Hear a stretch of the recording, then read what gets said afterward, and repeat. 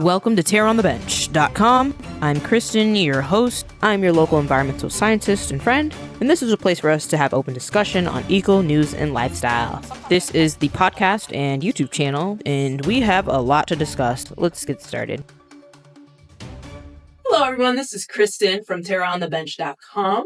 Today we have some wonderful things to talk about. I have with me to my right, Matt and Brandon. So today we're going to talk about housing development and AI, and then kind of fuse those ideas together and figure out, kind of discuss and go into a deep dive on what it is that they are and how they relate, how can they benefit off each other, and what is it about, basically. So, Matt, can you please introduce yourself? And yeah.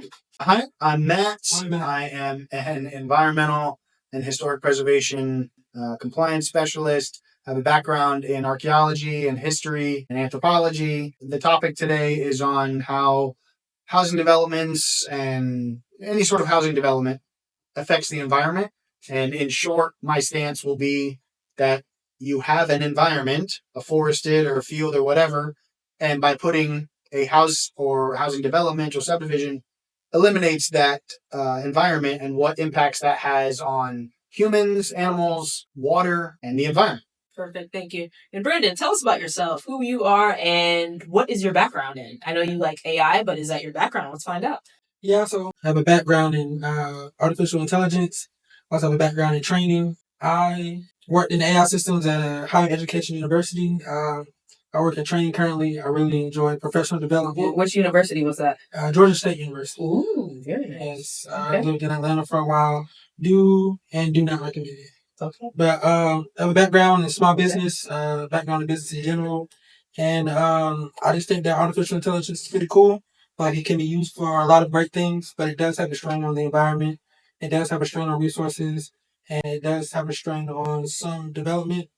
But I think that it can be utilized for a lot of good. Yeah. Yes, we just have to make sure that we use our technology responsibly. And don't let it get into the wrong hands. But do we ever do any of those things? No, we don't. There's not really a meme, but more of a saying. Like when you're a kid, you think adults have it all together. Mm-hmm. Then when you become an adult, you realize nobody knows what they're doing. They're just like fumbling their way through life. Mm-hmm. So when you take that same concept and you put it into air traffic controllers or environmental compliance specialists and their supervisor, we don't know what we're doing. Yeah, it's kind of like the housing development. It's just kind of like a lot of these cul-de-sacs are so windy. They're not efficient at all, really. They're just keeping bulks of people in a centralized place. Sure. Yeah. Well, I would hope that if the developer, for example, I'm sure there's some degree of engineering involved, and it might have to be windy. And of course, this is based on different geographies. Different states have different topographies and things, so it might look a little different. Where here in Florida, where we're recording now, is many places are very gridded, because you've got a flat land. You can make it whatever. My sisters live in northern Georgia on the foothills of the Appalachian Mountains. And so their developments, their subdivisions, which they both live in the same subdivision, it's crazy. Like, why am I going this way now? But it's because the topography in the mountains are causing the road. Just as a builder, I would think, well, it makes sense to do this because this is like the path of least resistance. Mm-hmm. I don't have to build a mountain to have a road. When I've got a mountain right here, I'll just make the road there, kind of thing. Mm-hmm. And what was the thing that you were telling me about the other day when you were talking about how people who don't want trees cut down are ultimately making it so that... Oh, yes. So this is an argument for pro-paper products. Yes. People think, paper's bad, let's go paperless. Mm-hmm. All these insurance companies or any company, doesn't have to be insurance. Mm-hmm. You'll get a notice, you might get a 10% discount if you go paperless. Mm-hmm. And that's fine. That's cool. We all want a discount. So I'm pro saving money, get the discount.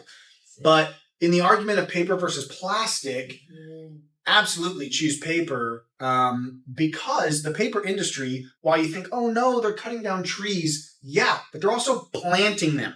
Thanks to genetically modified organisms or in plants, in trees, there is a tree species that grows insanely fast for the sole purpose of paper products.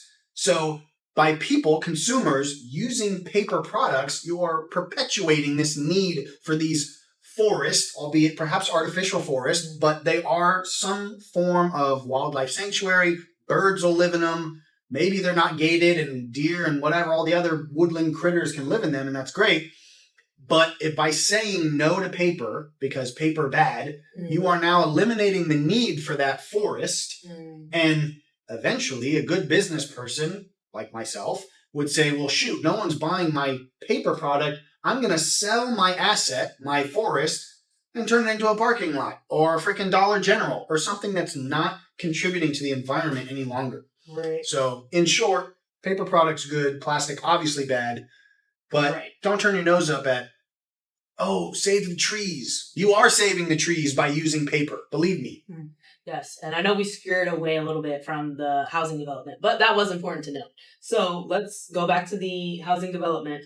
And the issue that I really have with housing development is half the time, a lot of these buildings that are being built, they're not even in a place, some of them aren't in a place that's even within 15 minutes of a grocery store or somewhere where people could shop.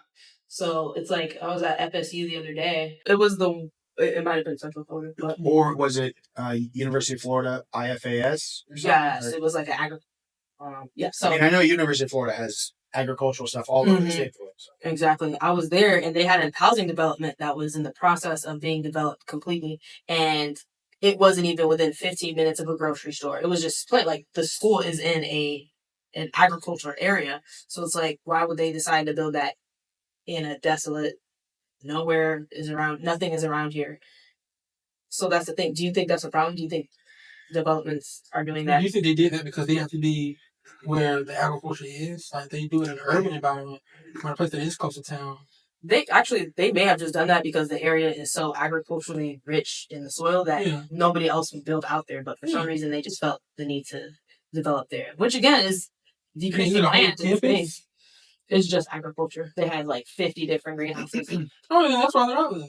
Right. But then why are they developing apartments and condominiums? That's where they're at. Christin, many times, I can't speak specifically on this scenario, but a lot of times when land is underutilized, there's no shopping, no groceries, no houses, the land is cheaper. It's less expensive. So a developer is going to build a subdivision or apartment complex in these areas. And because you now have a product base or a customer base, you have hundreds of customers now, businesses will pop up around that place because when something like that happens, usually the area is rezoned, which most of America, like 90% of the map is technically agricultural land, is how it's classified. It's not that difficult to get a property rezoned. It is a process, and it depends on where you are. But so let's say at one point, which much of America historically was farmland, and suddenly there's a town there. It's because of this rezoning. But so a developer going out in the middle of nowhere, what seems like the middle of nowhere, they're buying hundreds or thousands of acres for cheap, whatever cheap is in this scenario, and then a Target pops up or a Publix or whatever, these things that the residents will need, those business owners are now benefiting from because, hey, there's 100 customers that have nowhere to shop but right here. So that is why I think developers would go in rural areas first, which in the next 10 years won't be. I can speak to that in my own town. We have this area called Tradition. This is prior to me living there in Port St. Lucie, Florida. But from the long-time residents of the area were like, oh, I've been here for 30 years and all this was orange groves.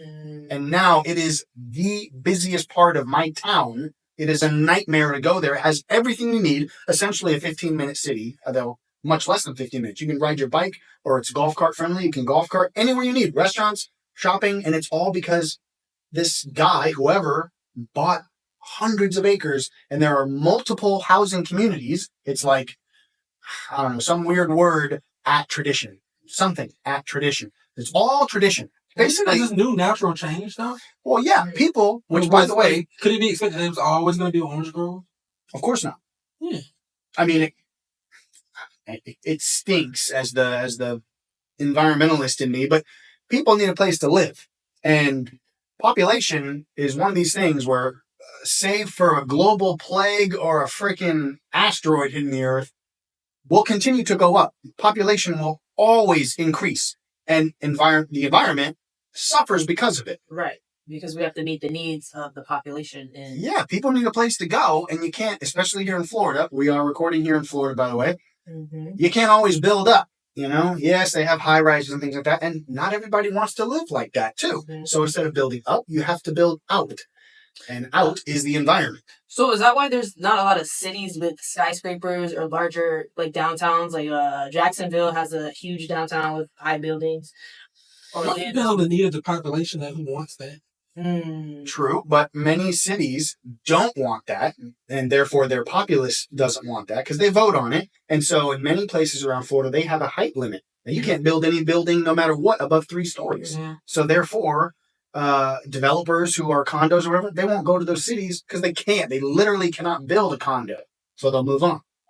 Other cities like Miami, Jacksonville, St. Petersburg, bigger cities like that, I guess they don't have that. And so they'll build a skyscraper, and that's great. And offer housing in apartments or condos or whatever. Who designated these cities to be the cities that have the skyscrapers as the bigger city? Who designated Orlando to be Orlando? And Disney. I would say history, yeah. Well, what about Jacksonville? It's a huge port and military city. Yeah. There's a giant military base. Did they decide that after? Did they decide that after they designated it as a military? So was it a military base and then they built downtown? Well, it's also like I think if you come west from across the pond, the first place you hit are the shores of Savannah, the shores of Jacksonville. That's true. Now I don't know if Miami was a port city, same as New Orleans and Ellis Island, of course, and there were a few other places along the coast, the East Coast. So you would think yes, and in more often than not cases, those are bigger cities because you're getting straight off the boat from wherever. You kind of just stay there. Now this is a somewhat different topic. Let's say you're a Russian Jew who comes over from Russia and you're in Ellis Island. You're going to find like-minded people and people who speak your language. That's why we have in these cities, Chinatown or Little Italy, things like that. And here we are almost 100 years later from this event, but these places still exist. So just to kind of circle back, though, as far as these cities and their development, it just happened organically before people even were concerned about overpopulation or whatever. It was just like, oh, people coming to our country? Yeah, come on in to help us make this into a country. Wow. Now, also, too, just these big companies, they're using these different AI models to predict where people are going. Oh, my gosh. Like people are moving out of Florida. People are going to other places now. Around 4 years ago, people were flooding Florida. So people are constantly looking to where other people are going. Where people are. That's kind of goes back to why people build places where they do, because people predicted that people were going to go there. They think they were going to go there for that reason. What demographic is going to go there for what reason? Just like the agricultural school, they went out there for a very specific reason. It might have been multiple specific reasons, and they used different factors and metrics to figure out, okay, where can we go? And I feel like the developments, this might not be true, but it might just be a waste of time and money if Florida is going to get flooded completely, or most of the land at some point is going to be eliminated because of floods, and the sea surface levels is going to rise and it's going to flood all the new cities and stuff. I don't know. That's not cycling in and out. I think new people are going to come in. People will stay. It's just going to be like this healthy rotation. But it's going to be unhealthy for something, whether it's new or old, it's agricultural. Did you not agree? I don't agree, Christin. Okay.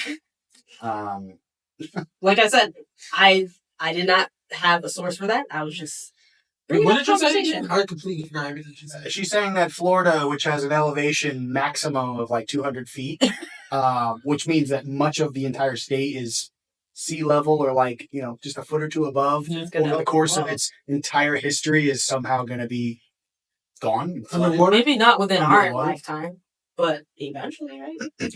I mean, I feel like our landscape will change. It's like it always will keep changing. If you're around to see it.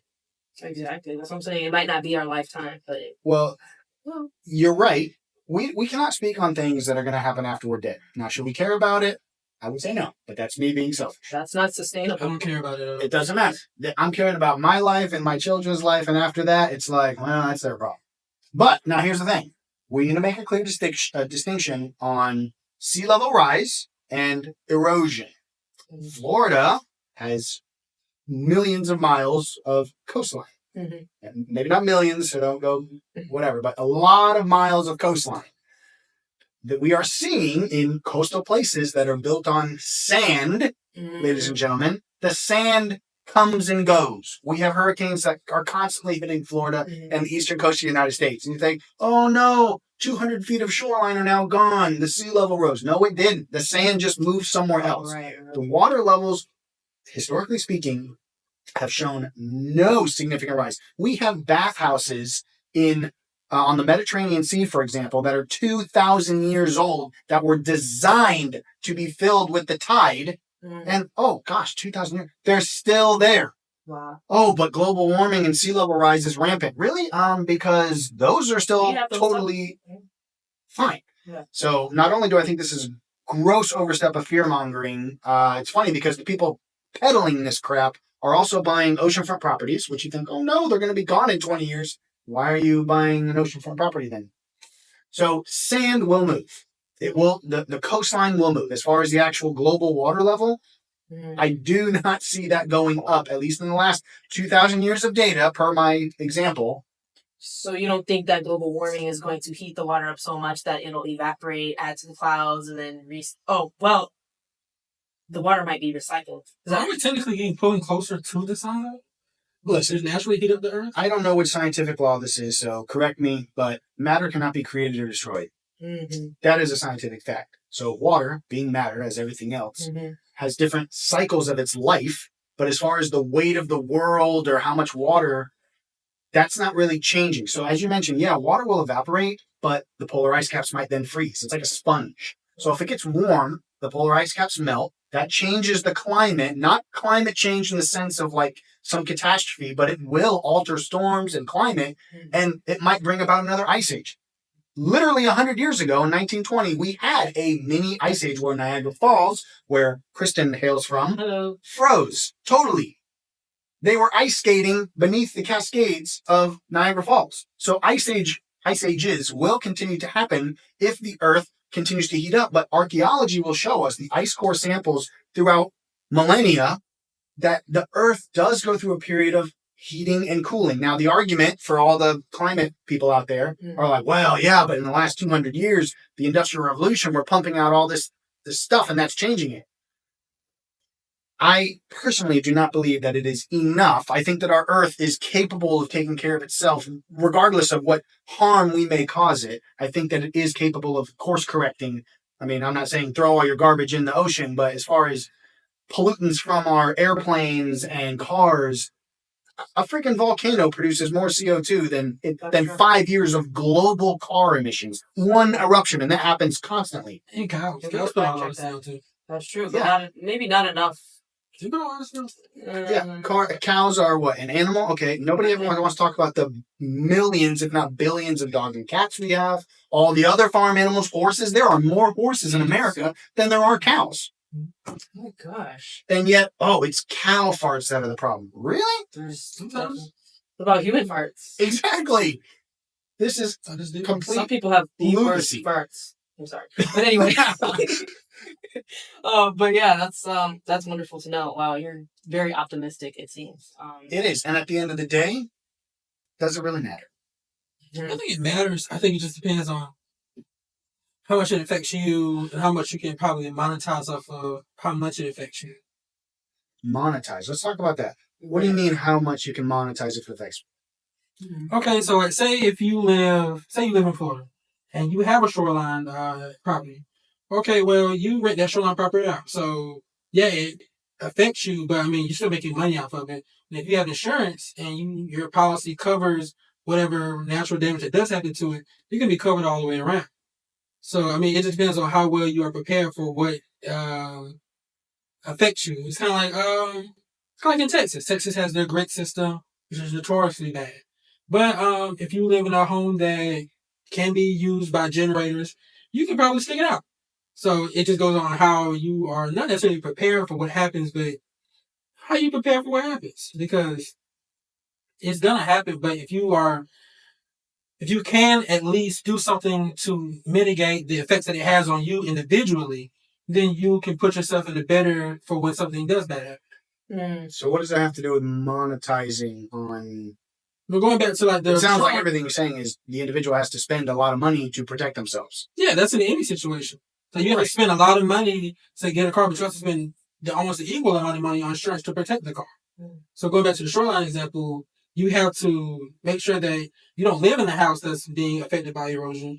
And also, too, you have to make sure that you have some type of either insurance or a backup plan to protect you when it inevitably happens. I think on some level, I do not own an oceanfront property, but for those who do, I can't speak on the insurance. I mean, for all we know, it's not insured. We don't know that because It has to be insured. Not necessarily. Not if you own it outright. You don't have to have insurance on it. Well, then you're not protecting yourself. It's kind of like if you live on the hills in North Georgia and you don't have insurance to cover for mudslides or any type of natural disaster that can actually move your home. Well, then you didn't really protect yourself. You're just being cheap. No, that's their prerogative, and they'll be hurting if that's the case. Yeah. So I'm not sure what we're talking about here. Just monetizing off of it, basically making sure that you put your money to protect yourself and what happens. Like go back to the beach, for example. You don't live in that home, but you rent it out to somebody. That doesn't affect you if the home goes down. But you still make money off of it. So monetize. Well, it does affect you in some way. Not only is that your asset that's generating money, potentially that's your business. You're now losing your business. I would hope that the individual would have insurance on it, if insurance is even possible, which I'm sure it is. We'll say that. But as someone who owns an investment property, having investment on a non-primary residence is really expensive because you have to deal with liability and all this stuff. Mm-hmm. So again, I'm not entirely sure what we're talking about here, but it costs more money. In this instance, the investor would have to charge a lot. Yeah. Yes, he would have to charge a lot of money, not only to recoup his losses for insurance and obviously buying a beachfront home that cannot be cheap. So you mean monetize as in funds coming from whatever home or development that you're talking about? Mm-hmm. Okay. I was going to say, great. So then let's say the house gets wiped off the face of the earth. Right. Mm-hmm. He perhaps rebuilds. If the insurance does pay out, maybe it's something covered, but you don't know what this person's insurance. If the house goes away through some type of event, the insurance covers, you'll get whatever you got from the insurance, and then you go move on. It's the cost of doing business. You could, but you still own the land. The land's no more there, though. Well, that's a possibility, and that is actually being shown, I want to say in Nantucket. Somewhere in New England, there are $1 million homes that are selling for hundreds of thousands because, not of sea level rise, but of erosion. Mm-hmm. There's photos just from a couple of years ago, actually, of, let's say, 4 homes in a row, and then over time, this home and this home are now gone. And so these 2 homes are selling like, buy my house, it's right on the ocean. Mm-hmm. Yeah, well, it might be in the ocean next year. Again, not sea level rise. They're built on sand, and the sand is shifting. Yeah. Right. Thank you for that distinction. It's important that people get and distinguish between those two.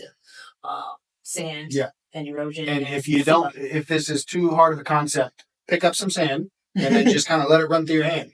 And go, oh, this moves. Or better yet, have a bucket of water, get a handful of sand as tight as you can. Okay? And then put your hand in the water and just kind of run like this. And eventually all that sand will be gone from your hand. Mm-hmm. Right. The power of water, especially with sand or anything, cannot be understated. Right. Force of nature. The power of water is within you. The power of yeah. Exactly. Maybe we could talk about how AI. Well, was there anything else you guys wanted to get off your chest about the housing development? And I also forgot everything you really just said. That's okay. We're having a good conversation. Right. It's really nice. I appreciate that. I love how we're incorporating and just throwing in stuff that comes off of our head and then building onto it. So you have to hold on to your hearts. Right. Well, for the viewers listening and watching, this is what a respectful discourse looks like. We're not yelling and screaming and flipping tables. Because dollars to donuts, maybe one or both of these folks don't agree with what I'm saying. And that's fine. Right. And disagreement is what helps people shift ideas, change ideas, incorporate ideas, and learn new things. So sure. Or at least hear a different perspective. Exactly. Hearing nothing but surrounded by what you believe can end up kind of be toxic, actually. So, yeah. Right. And Exactly. So as for AI, do you think that there is what message do you want to share based on your expertise and your experience regarding AI? Are there any worries or Housing fears? development? Yes. Are there any worries or fears that you have? No, they're really just using it to really see how or where they can put these different buildings and how they actually can be affected over time. So one good thing AR models are good at is just for imagination. So say if I put uh, 20 homes on the side of a mountain, and then you can run different not scenarios. This is not a good word to use. Some simulations. You see, okay, what happens if a hurricane comes through here? Okay, what happens if a mudslide comes here? Okay, what happens if the piping that we put in here bursts? And so what they're using to all this different information do is just to make better future predictions. Because say you go do all this stuff and you just I'm just gonna build into the side of the mountain. Well, if you use old logic to build into the side of the mountain, it's not gonna help for the new things that's gonna happen. So say if Florida kept the same 60s mindsets of how to build homes, well, they wouldn't work. They'll never be up to code. But if you say, okay, well, let's see where these predictive models, let's see where we can actually put these houses, let's see how we can better build them, and let's see how we can build them to where they don't affect the grid system as strong. And then you take that information and then you just divvy out into the world. Right. But also too, you have to go do all those things in different places. Right. So for actual like San Francisco is big for housing smart minds, but it's also one of the most expensive places to live. Well, you gotta break an egg to make an omelet. Yes. The past is the key to our future. And if we could take what we learned from past scenarios, issues with the way development has developed, then we could better develop new condominiums, apartments, tiny homes. I like tiny homes. We should talk about that one day, actually. Ironically, in California, they're using AI models to predict how the wildfires actually spread because they can use different wind patterns to see, okay, if it burns over this area that historically has this type of wind pattern, it's going to burn this way. And they can prepare for that. Yeah. And we heard today, Matt, about how GIS is going to eventually incorporate AI, Geographic Information System, but ArcGIS, which is Esri, is going to incorporate at some point AI into their planning and mapping so that they could train AI to better decide what areas are safer to build or something like that. Yeah, something like that. Something like that. I was like 2 hours ago. You expect me to remember that? I mean, it's just You guys get the idea. all those different things, and then it's just like with these different hurricanes. It's like you said, water moves things. That's same way like moving the water from out in the ocean to into land. Well, all that salt is going to settle somewhere, so it's going to make the land erode even more. I wouldn't worry so much about the inland erosion caused by salt. It would definitely kill many plants, sure. Although native plants, especially coastal Florida native plants, are very salt tolerant and in fact they require a salty sand, a salty soil just to grow.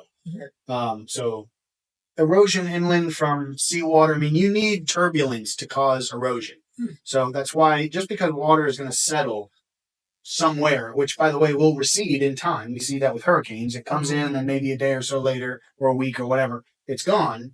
That's not enough turbulence to cause inland erosion. But the cars move, all the trucks move. Oh, yeah, sure. I mean, in some instances, yeah, it might rub up against the dirt and kind of wipe it out. But you're going to see the most erosion on the sand.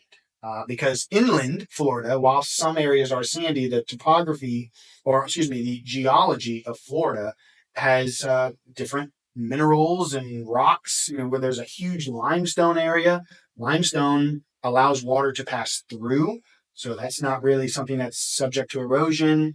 And it's feet down under the soil. So the topsoil is what would be at risk of washing away, but just becomes saturated like a sponge. But again, you would need rapid turbulence to cause erosion. That's why on the sandy shores, you've got all these waves smashing it over and over and over again, and that eventually pulls the sand out. And that is why the erosion is gone. Which, and I can't base this in any sort of actual science, but just an observation, not all around Florida. The east coast of Florida has an enormous chain of barrier islands separated by inlets that allow the ocean water to come into essentially what's a river system in many places called, or at least where I live, is called the Indian River. But it is a river technically. It's saltwater, so it's not a freshwater river. It is fed in many places by freshwater river systems. Like where I live, the St. Lucie River is a freshwater system that becomes brackish and then salt. What's that word? Brackish is a mixture of fresh and salt water. Oh, I never knew. Yeah, so there's not just a clear line of salt and fresh. It blends, so... It's called brackish? Brackish, yes. Yeah. And there are certain fish that thrive and or tolerate brackish water that can't live in fresh, can't live in salt, but they can find a happy medium, and you can find potentially both fresh and saltwater fish in brackish water. Just a little fun fact for everybody. Fun fact of the day. But I'm sorry, going back to the erosion part, if you look at the state of Florida and note how a wave, I mean, have you guys been to the beach? I went once, it was okay. A couple times. Okay. If you've ever noticed, if you're at the beach and you're walking into the water, you're having a fun time, and then it kind of dips down and then rises up, and then maybe there's like a little bit of a flatter plateau. Sometimes at super low tide, it's called a trough. So right at the beach, there'll be a trough of maybe waist high water, and then you can walk on solid ground, out in the ocean. My theory or just thought is if there was a massive enough storm or storms that are, because essentially what's happening, the waves are coming in and they're pulling the earth out, creating, as we just discussed on the beach, you have the trough and now the land. Why is it then that Florida has the inland part, we'll call that the beach, and then you have a trough, the intercoastal river, and then you have a barrier island? Could perhaps over time, these storms over millennia or whatever, eventually created these barrier islands because of these storms. And that's why we have these barrier islands to begin with. I mean, I don't even know how to imagine these barrier islands just popping up or breaking off from Florida. So we're not on a fault line. So it's not like some mountain island that just appeared or something. It's sand. These islands are nothing but sand. And as we've discussed, sand moves and shifts. It just takes a large enough storm to do so. In fact, inlets, what allows water in from the ocean to the intercoastal, have been opened and closed. Brand new inlets are made. We saw that in these last hurricanes on the Gulf Coast. There's not so much barrier islands over there. There are, but not as much on the East Coast. And so one that was historically an inlet was closed on purpose and then reopened thanks to these storms. Now, I don't know if that's a good or bad thing. I don't know. But fact is, the soil, if you want to call it soil, the earth moves and changes when these storms hit. So going back to housing, at least beachfront housing, anyone who buys on the beach is running a big risk. Now, Florida, we've got a saying down here, paradise ain't cheap. So people are willing to pay a premium for that risk so that they can enjoy the 99% of time when they do enjoy it, and maybe not the 24 hours of hell on earth when a storm is batting down their house. And that's the flood insurance? Well, they pay a premium, a lot of money, to preserve their house during an event that may or may not even come. I live on the East Coast, and this last 2024, we had like 4 or 5 storms, well, not including the tornadoes, but in Tallahassee, they reached East Coast there, no more than bikini weather, raining, it's no big deal. Yeah. But when you get a direct hit like that, which the East Coast has seen, the waters are cooler in the East Coast on the Gulf Stream versus the warm bathwater and storm generating water that is the Gulf of Mexico. Yeah, this was a great discussion. We talked about I'm sorry if I railroaded. I am a rambler and I've drank. That's fine. So I love the energy. This is a great topic. This definitely has something to do with environmentalism and climate change, housing development. I just kind of threw in people's interests. Matt's and Brandon's. And of course mine, because I love everything. So I feel like I didn't give you much of a chance to talk, so I'm sorry. No, I'm just the moderator. Okay. I'm the moderator. I'll throw stuff here and there. So thank you so much for joining us today. And again, this is Matt and Brandon. And hopefully we'll make another podcast episode. So thank you and have a great day.